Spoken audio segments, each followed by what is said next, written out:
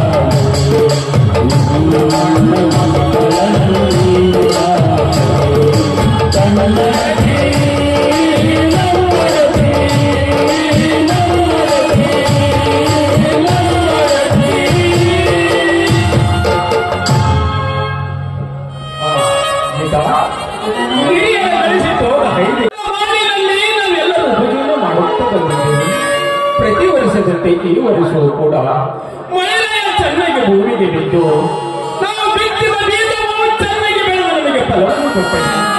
ಈ ಸಲ ನನ್ನ ತಮ್ಮ ಸಾಗರನಿಗೆ ಮಾತೃತ್ವ ಕಟ್ಟಿಸಿಕೊಟ್ಟ ನಂತರ ಶಿವನಿಗೆ ಮದುವೆ ಮಾಡಿ ಹಿರಿಹಣ್ಣನಾದ ನನ್ನ ತೆಲಿಗೆ ಭಾರ ಇರಿಸಿಕೊಂಡರೆ ಆಯಿತು. ಈ ನಿಮ್ಮ ಕನಸು ಆದಷ್ಟು ಬೇಗ ನಡೆಸಲ್ಲ.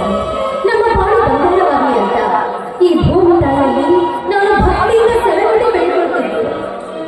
ಗೀತಾ, ಬರೇ ಭಕ್ತಿನಿಂದ ಬೇಡಿಕೊಂಡರ ಸಾಲದ ಗೀತ. ಮಣ್ಣಿನ ಮಕ್ಕಳಾಗಿ ಅವರು ರಾತ್ರಿ ಹಣದ ಶ್ರಮಪಟ್ಟ ದುಡಿದಾಗ ಮಾತ್ರ ಭೂಮಿ ತಾಯಿ ಅನ್ನತಕ್ಕದ್ದು ನಮಗೆ ಫಲ ಕೊಡುತ್ತಾರೆ. ಅದು ಅಲ್ಲದೆ ಆಳಾಗಿ ದುಡಿ ಹರಸನ ಗಾದೆ ಮಾತುಗಳನ್ನು ಕೇಳಲೇ. ನಿಮ್ಮ ಮಾತು ನೂರಷ್ಟು ಸತ್ಯ. ಇಂದಿನಿಂದ ನಾನು ನಿಮ್ಮ ಜೊತೆ ದುಡಿತಿದ್ದೇನೆ. ಈ ಬಡತನದ ದೌಡಲ್ಲಿ ಸಿಕ್ಕು ಒತ್ತಡಕ್ಕಿಂತ ಈ ಬಡತನವನ್ನು ಮೆಟ್ಟಿ ನಿಂತು ಈ ಸಮಾಜದಲ್ಲಿ ನಾವು ಮುಂದೆ ಬರೋಣ. ಇನ್ನು ಈ ಗೋಲ್ಡ್ ಮೇಳದಲ್ಲಿರುವ ಕಸ ತಂಗಿ ನಾನು ಮಸರಿ ಒಳಗೆ ಹೋಗಿ ನೇಗಿಲು ಬರುತ್ತೇನೆ. ಸರಿ, ನೀವು ನೇಗಿಲು ನೆಟ್ಟು ಬನ್ನಿ, ನಾನು ಕಸ ತಂದಿದ್ದೀನಿ. ನೇಗಿಲನ್ನು ಬಿಟ್ಟು ಬರುವುದಕ್ಕಿಂತ ಮುಂಚೆ ಒಂದು ಗೀತೆನಾದ್ರೂ ಆಡಬಾರದು ಏನು ನನ್ನ ಮುದ್ದಿನ ಸತಿ.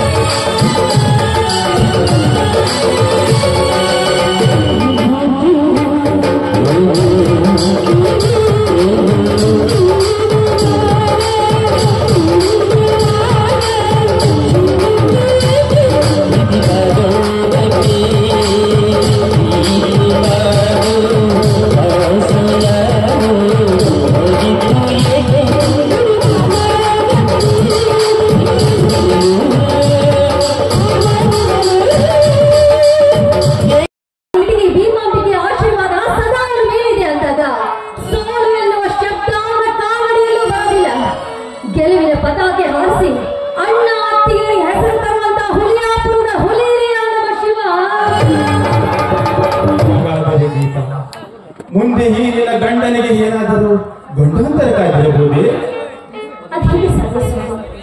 ಅದೆಷ್ಟೇ ಸಾವಿರಾರು ಜನ ಪುಣ್ಯ ಪುರುಷರಂದರು ಅವರ ತಲೆಯ ಸರಿ ಹುಲಿಯನ್ನೇ ಹರಿದು ಹುಲಿಯ ರಕ್ತ ಕುಡಿದು ಹೆಣ್ಣು ಹುಲಿಗಳು ಗುಂಡಿಗೆ ಇರುವ ನನ್ನ ಮೈದರಿಯಲ್ಲಿರಬೇಕಾದ್ರೆ ನಿಮಗೆ ಯಾಕೆ ಭಯ? ನೋಡಿ, ಇಲ್ಲದ ಸಂಶಯಕ್ಕೆ ಆಸ್ಪದ ಪಟ್ಟು ಕಡೆಗಣಿಸಿಕೊಳ್ಬೇಕು. ನೀವೀಗ ಹೋಗಿ ನೇಗಿಲೆಲ್ಲ ಇಟ್ಟು ಬನ್ನಿ. ಇಂದೇಕೋ ನಿನ್ನನ್ನು ಬಿಟ್ಟು ಹೋಗಲು ನನಗೆ ಮನಸ್ಸು ಬರ್ತೇನೆ. ಗೀತಾ, ನಾನು ನಿನ್ನ ಜೊತೆ ಇಲ್ಲೇ ಕಸ ತೆಗಿದ್ದೇನೆ. ಚಿಕ್ಕ ಮಕ್ಕಳ ಹಠ ಮಾಡ್ತಾ ಇದ್ದೀರಲ್ಲ, ಹೋಗಿ ಮೊದಲು ನೇಗಿಲೆಲ್ಲ ಇಟ್ಟು ಬನ್ನಿ. ನನ್ನ ಮೈದರಿಯ ನೇಗಿಲು ಹೊಡಿತಾರೆ. ಆಯ್ತು ಗೀತಾ, ಹೋಗಿ ಹೋಗ್ತೀನಿ. ಜೋಪಾನ ಗೀತಾ, ಜೋಪಾನ ಗೀತಾ, ಜೋಪಾನ.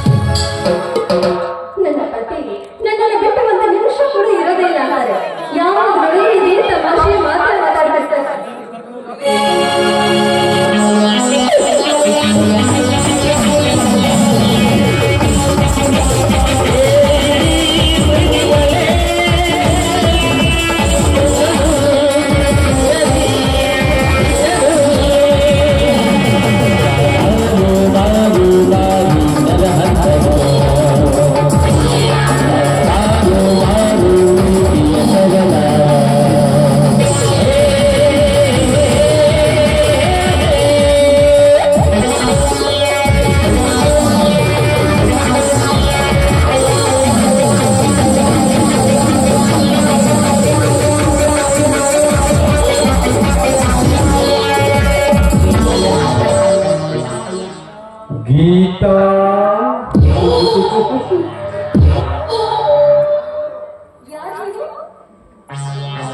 ನಾನು ಯಾರು? ಶ್ರೀಮಂತರಿಗೆ ಸಿಂಹ, ಬಂದು ನಿನ್ನಂತ ಹೆಣ್ಣಿನ ಸುಖ ಬಯಸುವ ರಸಿಕ ಶ್ರೀಮಂತ ನರಹಂತಕ ಬಂದ ಕಾರಣ ಹರೆಯದ ಕೊಬ್ಬಿ ನಿಂತು ಕಣ್ಣು ಕುಕ್ಕುತ್ತಿರುವ ಈ ನಿನ್ನ ದೇಹ ಸುಖ ಪಡೆಯಲು ಬಂದ ನೀಚ ನೋಡಕ್ಕೆ ನನ್ನ ತಂದೆ ತರ ಕಾಣಿಸ್ತೀಯ ಮಾಡೋದು ಬರೀ ಲುಚ್ಚ ಕೆಲಸನ ಈ ರೀತಿ ಮಾತಾಡೋದಕ್ಕೆ ನಾಚಿಕೆ ಆಗೋದಿಲ್ವೇನೋ ಪಾಪಿ ನಾನಲ್ಲ ಗೀತಾ ಈ ನರಹಂತಕರ ಕಾಲದ ಬಲೆಯಲ್ಲಿ ಸಿಕ್ಕ ನೀನು ಪಾಪಿ ನೋಡು ಮರ್ಯಾದೆಯಿಂದ ಇಲ್ಲಿಂದ ಹೊರಟು ಹೋದ್ರೆ ಸರಿ ಇಲ್ಲದೆ ಹೋದ್ರೆ ನನ್ನ ಕಾಲಲ್ಲಿರುವ ಎಕ್ಕಡ ಕೈಗೆ ಬರುತ್ತೆ ಜೋಕೆ ನಿನ್ನ ಜಂಬದ ಮಾತಿಗೆ ಹೆದರುವ ಬೆಪ್ಪದಲ್ಲ ಈ ನರಹಂತಕ ನೋಡು ಮಧುರ ಗಾನದ ಪ್ರೇಮದ ಕೋಗಿಲೆಯಾಗಿ ನೀ ಆಡಿ ಅಪ್ಪಿದರೆ ಇಲ್ಲದಿದ್ದರೆ ಈ ನರಹಂತಕರ ಕೈ ಚಳಕ ತೋರಿಸಬೇಕಾಗುತ್ತದೆ ಎಚ್ಚರ ಸಹೋದರ ಗುಲಾಬಿ ಹೂವು ಸುಂದರವಾಗಿದೆ ಅಂತ ಅದನ್ನು ಮುಟ್ಟಲು ಹೋದ್ರೆ ಅದರ ಸುತ್ತಲೂ ಮುಳ್ಳಿನ ಹಂದರಾಗಿದೆ ಅನ್ನೋದು ಮೈ ಮೇಲೆ ಪ್ರಜ್ಞೆ ಇರಲಿ ಮುಳ್ಳಿನ ಹಂದರ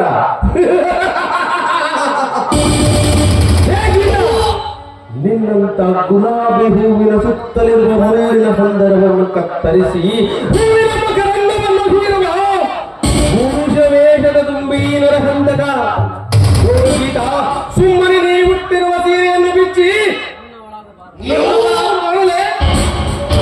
ಮಾತಾಡೋ ಮಂಗ ದೇವರಂತ ಗಂಡ ಇರಬೇಕಾದ್ರೆ ನನ್ನಂತ ಒಂದು ಹೆಣ್ಣಿಗೆ ಸೀರೆ ಮುಚ್ಚುವಂತ ಕೇಳಿದ್ರೆ ಧರ್ಮ ಚಪ್ಪಲಿಯಿಂದ ಸೇವೆ ಮಾಡುತ್ತಾರೆ ಈ ಸಮಾಜದ ಗಂಡನಿದ್ದ ಹೆಣ್ಣುಗಳು ನಿತ್ತ ಹೆಣ್ಣುಗಳು ಮನೆಯಲ್ಲಿ ದೇವರಂತ ಗಂಡನಿದ್ದರು ಮತ್ತೊಬ್ಬನಿಗೆ ಜಲವು ಹಾಸುವ ಹೆಣ್ಣುಗಳಷ್ಟಿಲ್ಲ ಗಂಡ ಮನೆಯಲ್ಲಿದ್ದಾಗ ಕೆಲಸಕ್ಕೆಂದು ಹೋಗಿ ಹೊತ್ತು ಮುಳುಗುವುದರೊಳಗಾಗಿ ಹೊತ್ತೊತ್ತಿಗೊಮ್ಮೆ ಸೀರೆ ಬಿಚ್ಚುವ ಹೆಣ್ಣುಗಳೆಷ್ಟಿಲ್ಲ ಈ ನಿನ್ನ ಸಮಾಜದಲ್ಲಿ ಗಂಡ ನಿದ್ರೆ ಮಾಡುತ್ತಿದ್ದಾಗ ಸತ್ತಿಲ್ಲ ಎದ್ದು ಹೋಗಿ ಮತ್ತೊಬ್ಬನಿಗೆ ಸೀರೆ ಬಿಚ್ಚಿ ಬರುವ ಹೆಣ್ಣುಗಳೆಷ್ಟಿಲ್ಲ ಈ ಸಮಾಜದಲ್ಲಿ ಗಂಡ ಊರಿಗೆ ಹೋದಾಗ ಪರಿಬಿಚ್ಚಿದ ಹಾವಿನಂತೆ ತಿರುಗಾಡಿ ಸಿಕ್ಕವರಿಗೆ ಸೀರೆ ಬಿಚ್ಚುವ ಹೆಣ್ಣುಗಳೆಷ್ಟಿಲ್ಲ ಈ ನಿನ್ನ ಸಮಾಜದಲ್ಲಿ ಗಂಡನ ಕಣ್ಣಿಗೆ ಮಣ್ಣೆರಚಿ ದಿಟ ಪುರುಷರಿಗೆ ಸೀರೆ ಬಿಚ್ಚುವ ಹೆಣ್ಣುಗಳೆಷ್ಟಿಲ್ಲ ಈ ನಿನ್ನ ಸಮಾಜದಲ್ಲಿ ಅಂತವರಲ್ಲಿ ನೀನು ಒಬ್ಬಳೆಂದು ತಿಳಿದು ಈ ನರಹಂತಕನಿಗೆ ದೇಹ ಕೊಟ್ಟು ನನ್ನ ಕಾಮದ ಭಾವವನ್ನು ಇಂಗಿಸಬಾರಲೇ ಹೆಣ್ಣಿನ ಮಹತ್ವ ಏನು ಅನ್ನೋದನ್ನ ತಿಳಿದುಕೊಳ್ಳಲೇ ಮೂರ್ಖ ನಿನ್ನ 9 ತಿಂಗಳು ಹೊತ್ತು ಹೆತ್ತು ಈ ಭೂಮಿಗೆ ಜನ್ಮ ನೀಡಿದ ನಿನ್ನ ತಾಯಿ ಒಬ್ಬಳ ಹೆಣ್ಣು ನೀನು ಕುಂತರು ನಿಂತರು ನಿನ್ನ ಭಾರ ಹೊರುವ ಈ ಭೂತಾಯಿ ಒಂದು ಹೆಣ್ಣು ನೀನು ಕುಡಿಯುವ ಗಂಗಾ ಮಾತೆ ನೀರು ಅವಳು ಸಹ ಒಂದು ಹೆಣ್ಣು ಅಂದಾಗ ಹೆಣ್ಣಿನ ಬಗ್ಗೆ ಇಷ್ಟೊಂದು ಕೀಳಾಗಿ ಮಾತನಾಡಿಯಲ್ಲ ತಾಯಿ ಗಂಡ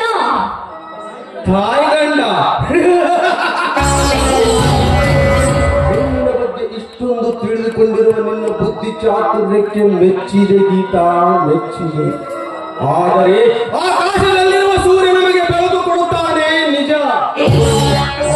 ಸೃಷ್ಟಿಯ ನಿಯಮ ಮುಳುಗುತ್ತದೆ ಹೊತ್ತು ಏರುತ್ತದೆ ಅದು ಈ ಸೃಷ್ಟಿಯ ನಿಯಮ ನೀ ಹೇಳಿದ ಹಾಗೆ ಎಲ್ಲ ಹೆಣ್ಣು ಮಕ್ಕಳನ್ನು ತಾಯಿಯನ್ನು ತಿಳಿದುಕೊಂಡರೆ ನಿಮ್ಮಂತ ಹರೆಯದ ಬಾಲೆಯರನ್ನು ಯಾವ ಗಂಡು ಮದುವೆಯಾಗುತ್ತಿದ್ದಿಲ್ಲ ನಿಮಗೆ ಗಂಡನ ಸುಖ ಸಿಗುತ್ತಿರಲಿಲ್ಲ ನೋಡು ಗೀತಾ ಬಲ್ಲವರು ಹೇಳಿದ ಕತೆ ಕೇಳಿ ತಲೆ ಕೆಡಿಸಿಕೊಳ್ಳಬೇಡ ಸುಮ್ಮನೆ ನರಹಂತಕನವಳಾಗಿ ಸುಖ ನೀಡುವಾರಲೇ ಇಲ್ಲಿಂದ ಹೊರಟು ಹೋದ್ರೆ ಸರಿ ಇಲ್ಲದೆ ಹೋದ್ರೆ ಇದೇ ಕುಡುಗೋಲಿಂದ ನಿನ್ನ ಶಿವ ಹರಿದು ನಿನ್ನ ರಕ್ತ ಕುಡಿಯಬೇಕಾಗಿತ್ತು ಹಿಂಡು ಹುಲಿಗಳಲ್ಲಿ ಮರಿ ಹುಲಿ ಎಂದು ಜನರಿಂದ ಬಿಡುದು ಪಡೆದ ಈ ನರಹಂತಕನ ಶಿರ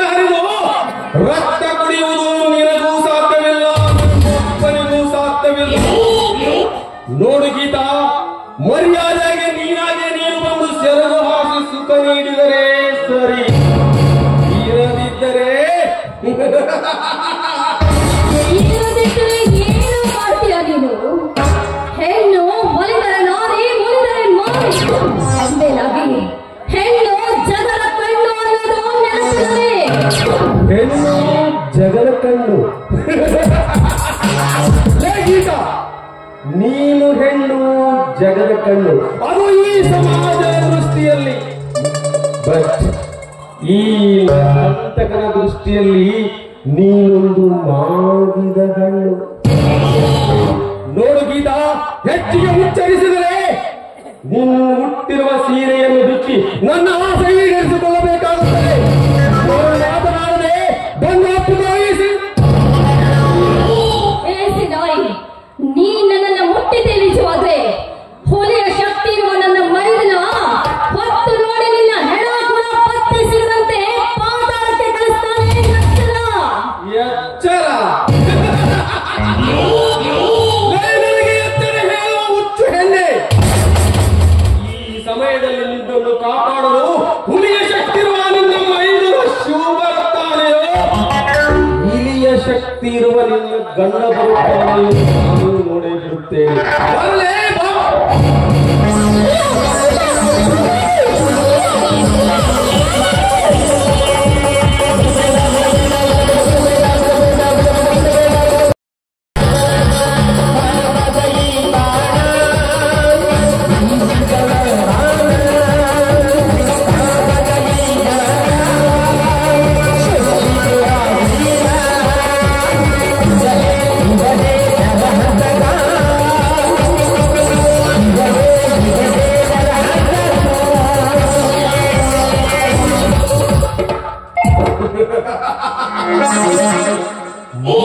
ಮಡಿಗೆಯಂತೆ ಜೋಪಾನ ಮಾಡಿಕೊಂಡು ಬಂದ ಆ ಗೀತಾಳ ಶೀಲ ಈ ನರಹಂತಕರ ಕಾಮ ಬಲೆಯಲ್ಲಿ ಸಿಕ್ಕು ಚೂರು ಚೂರಾಯಿತು.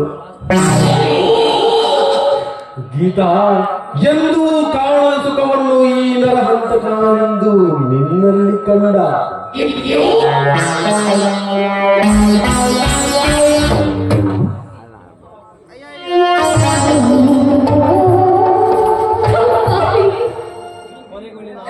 ಕೊನೆಗೂ ನಿನ್ನ ಆಸೆಯನ್ನು ಈಡೇರಿಸಿಕೊಂಡ್ಬಿಟ್ಟಿಯಲ್ಲ ನೀಚ.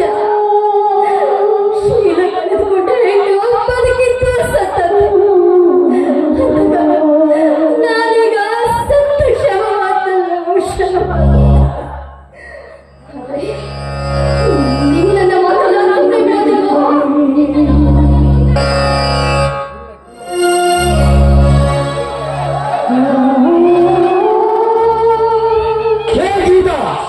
ಕಾಮದಿಂದ ಕಾದಿರುವ ಈ ನಿನ್ನ ದೇಹವನ್ನು ಮಾಡಿದ ಈ ನರಹಂತಕನಿಗೆ ಥ್ಯಾಂಕ್ಸ್ ಹೇಳುವುದನ್ನು ಬಿಟ್ಟು ರಣಚಂಡಿಯಾಗಿ ನೀನು ನನ್ನನ್ನು ಕೊಲ್ಲಲು ಬಂದಿರುವೆ ಎಂದಾಗ ಇಂದು ನಿನ್ನ ದೇಹ ರಣಪಾದ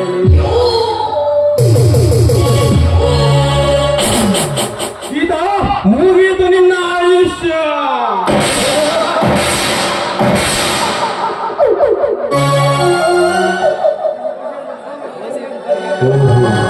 ಶಿವಬಂಧನನ್ನು ನೋಡುತ್ತದೆ. ನಾನು ಇಲ್ಲಿಂದ ಬಚಾವಣೆ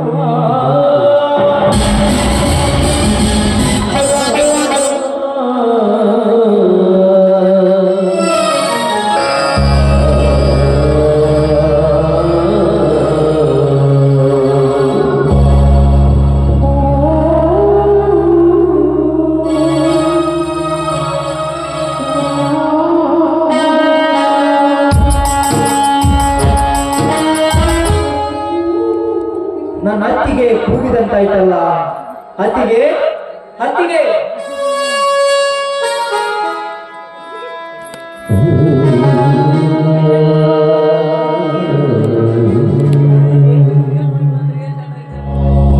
ಅತ್ತಿಗೆ, ಹೇ ಏನಾಯ್ತು ಅತ್ತಿಗೆ?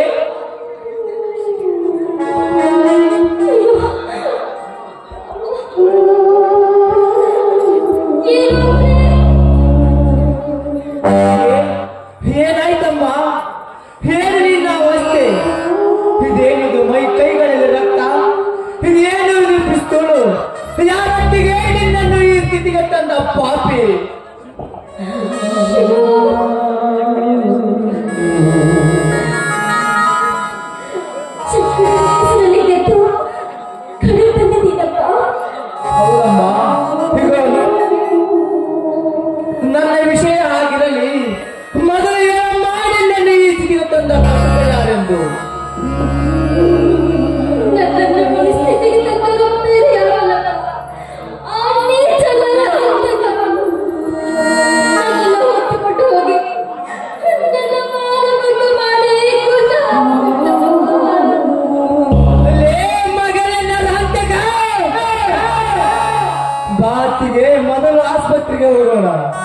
ಬೇಡ ಶಿವು ಬೇಡ.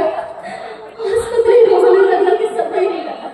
ಸಮಯ ಬೇರೆ ಹೋಗಿದೆ ಶಿವು, ಸಮಯ ಬೇರೆ ಇದೆ.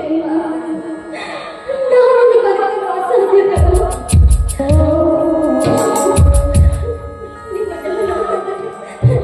ನನಗೆ ಬದುಕಬೇಕು ಅಂತ ಆಸೆ ಆಗ್ತದೆ. ನನ್ನ ಆದಷ್ಟು ಬೇಗ ಕಲಿಸ್ಕೋಬೇಕು ಅಂತ ಆಸೆ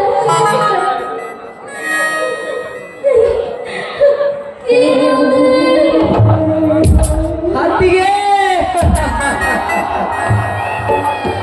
ನಮ್ಮೆಲ್ಲರನ್ನು ಬಿಟ್ಟು ಮನೆಯಾಗಿ ಹೋದೆ ಅತ್ತಿಗೆ.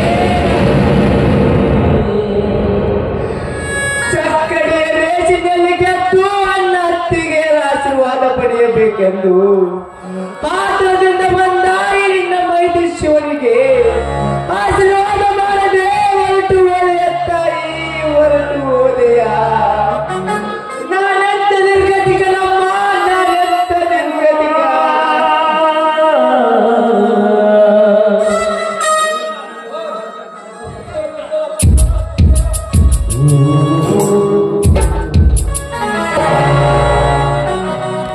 ಲೇ ಮಗನ ರಂತಕ,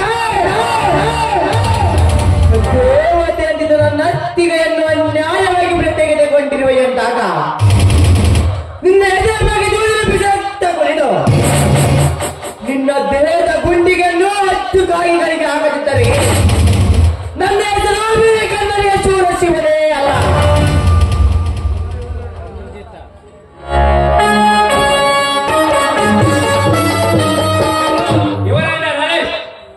ಯಾಕೆ ಸರ್, ನಾನೇನು ತಪ್ಪು ಮಾಡಿರುವೆ? ನಿನ್ನ ಅತ್ತಿಗೆ ನೀನೇ ಕೊಲೆ ಮಾಡಿದ್ದೆ ಎಂದು ಇದೀಗ ನಮಗೆ ಫೋನ್ ಮಾಡಿ ತಿಳಿಸಿದ್ದಾರೆ. ಅದಕ್ಕೆ ನಿನ್ನನ್ನು ಅರೆಸ್ಟ್ ಮಾಡ್ತಾ ಇದ್ದೇವೆ. ಇಲ್ಲ ಸರ್, ಇಲ್ಲ. ದೇವತೆಯಿಂದ ನನ್ನ ಅತ್ತಿಗೆಯನ್ನು ನಾನು ಕೊಲೆ ಮಾಡಿಲ್ಲ ಸರ್, ನಾನು ಕೊಲೆ ಮಾಡಿಲ್ಲ. ನಿನ್ನ ಕೈಯಲ್ಲಿ ನೋಡಿದ್ರೆ ಗೊತ್ತಾಗುತ್ತದೆ ಈ ಕೊಲೆ ನೀನೇ ಮಾಡಿದ್ದೆ ಎಂದು.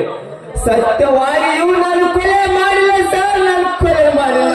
ನೋಡ್ತೀವೋ ನೀನು ಏನು ಹೇಳಬೇಕಿದ್ದರು ಅಲ್ಲೇ ಫೋನ್ ಮೇಲೆ ಬಂದಳು. ಆ ಖುಷಿ ಈ ಎರಡು ಫೋನ್ ಮಾಡಿ ಇವರನ್ನು ಅರೆಸ್ಟ್ ಮಾಡಿ. Okay sir.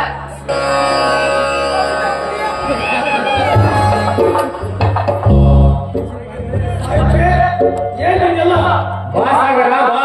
ನಿನ್ನ ಅತ್ತಿಗೆ ಕೊಲೆಯಾಗಿದ್ದಾರೆ ನೋಡಿದೆ. ಅತ್ತಿಗೆ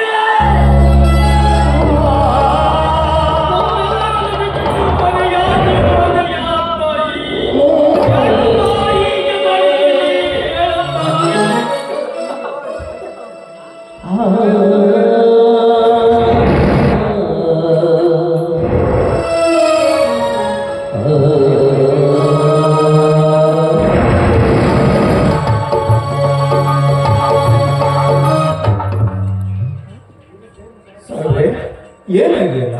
ಬಾ ವಸಂತ, ನಿನ್ನ ಹೆಂಡತಿ ಕೊಲೆಯಾಗಿದ್ದಾಳೆ.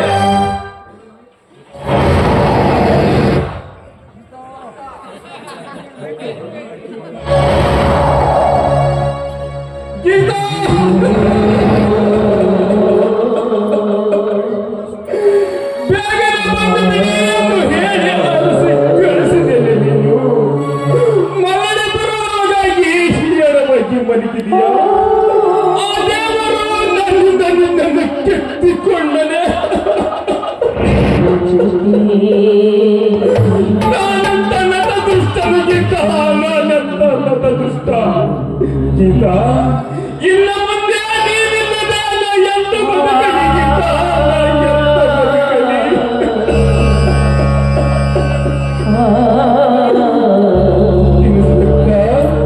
ನನ್ನ ಹೆಂಡತಿಗೆ ಈ ಸ್ಥಿತಿ ತಂದವರು ಯಾರು? ಬೇರೆ ಯಾರಲ್ಲ ವಸಂತ, ಈ ನಿನ್ನ ತಮ್ಮ ಶಿವನೇ ನಿನ್ನ ಹೆಂಡತಿ ಸಾವಿಗೆ ಕಾರಣ. ಶಿವ, ಇದೇನು ಶಿವ? ಇದು ನಿಜವೇ?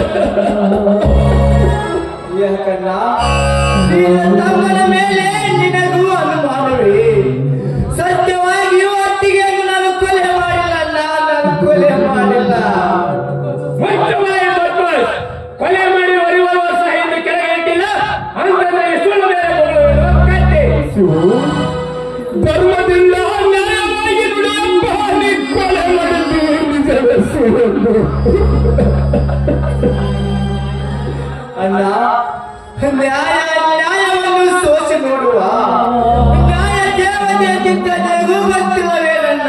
ಈಗ ತಮ್ಮನ ಶಿವನ 9 ತಿಂಗಳು ಮತ್ತು ಎತ್ತಿ ಬೆಳೆಸಿದ ತಾಯಿಗಿಂತಲೂ ಎಷ್ಟು ಪ್ರೀತಿಯಿಂದ ಸಾಕಿದ ನತ್ತಿಗೆಯನ್ನು ನಾನು ಕೊಲೆ ಮಾಡಿಲ್ಲ. ನಾನು ಕೊಲೆ ಮಾಡಿಲ್ಲ.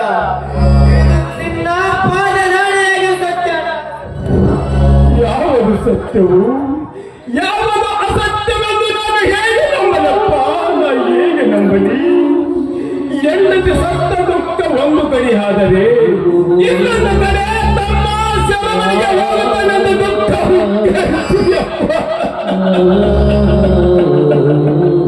ದುಃಖ ಉಕ್ಕಿ ಹಿಡಿಯುತ್ತಿದೆ. ಇದರಲ್ಲೇನೋ ಮೋಸವಿದೆ. ದೇವತೆ ಸ್ವರೂಪದ ನನ್ನ ಮಾತಿಗೆಯನ್ನು ನನ್ನ ತಮ್ಮ ಸ್ವರೂಪನ ಮಾಡಲು ಸಾಧ್ಯವಿಲ್ಲ. ಮೇಲಾಗಿ ನಮ್ಮ ಮನೆ ವಿಚಾರ ಪೊಲೀಸ್ ಸ್ಟೇಷನ್ ತನಕ ಮುಟ್ಟಿಸುವ ಬೇಡ. ನಮ್ಮ ಮನೆ ವಿಚಾರ ನಾವೇ ಸರಿಪಡಿಸಿಕೊಳ್ಳುತ್ತೇವೆ. ಇದೇನು ಸಾಗರ?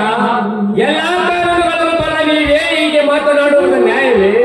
ಡಾಕ್ಟರ್ ಸಾಹಿತ್ಯರ ವ್ಯಕ್ತಿ ಜೀವನವನ್ನು ಹೇಗೆ ಉಳಿಸಿ ರಕ್ಷಿಸುತ್ತೀರೋ ಅದೇ ತರ ತಪ್ಪು ಮಾಡಿದವರನ್ನು ಅರೆಸ್ಟ್ ಮಾಡಿ ಸೆರೆಮನೆಗೆ ಹಾಕೋದು ನಮ್ಮ ಕರ್ತವ್ಯ. ಮುಂದೆ ಅಪರಾಧಿಯೋ ನಿರಪರಾಧಿಯೋ ಎಂದು ಕೋರ್ಟ್ ತೀರ್ಮಾನ ಕೊಡುತ್ತದೆ. ಅದಕ್ಕೆ ದಯವಿಟ್ಟು ಸಹಕರಿಸು. ಕೃಷಿ ಈ ಹೆಣವನ್ನು ಕೋರ್ಟ್ ಮಾಡಿ ನಂತರ ಇವರಿಗೆ ಕಲ್ಪಿಸಿ ಇವರನ್ನು ಎಳೆದುಕೊಂಡು ನಡೆಯಿರಿ.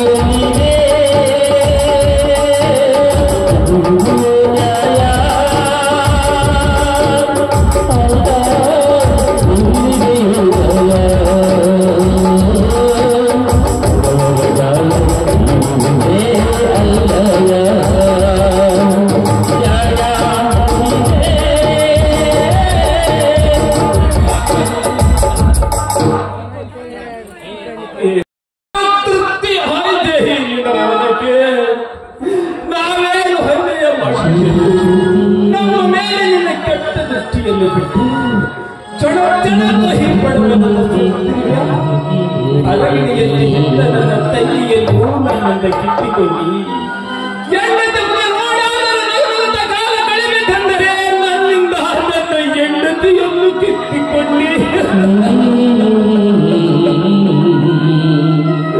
ಮೇಲಾಗಿ ನನ್ನ ತಮ್ಮ ಶಿವನಿಂದ ನನ್ನ ಜೀವ ಉದ್ಧಾರಾಗುತ್ತದೆಂದು ನಾನು ನಂಬಿದೆ. ನನ್ನಿಂದ ನನ್ನ ತಮ್ಮ ಶಿವನನ್ನು ದೂರ ಮಾಡಿದೆ. ಯಾಕ ತಂದೆ ಈ ಬಡವನ ಕಣ್ಣೀರು ಕಡಲಾಗಿ ಹಿಡಿಯುವುದು? ಯಾವಾಗಲೂ ನಗನಗುತ್ತಿದ್ದ ನಮ್ಮ ಸಂಸಾರದ ಮೇಲೆ ಕೆಟ್ಟ ದೃಷ್ಟಿಯನ್ನು ಬಿಟ್ಟು ನನ್ನ ಬಾಳು ಕಣ್ಣೀರಿನ ಕಡಲಾಗಿದೆ. ಈ ವಸಂತರ ಬಾಳು ಕಣ್ಣೀರಿನ ಕಡಲಿದ್ದು ದೇವ, ಕಣ್ಣೀರಿನ ಕಡಲಾಗಿದೆ.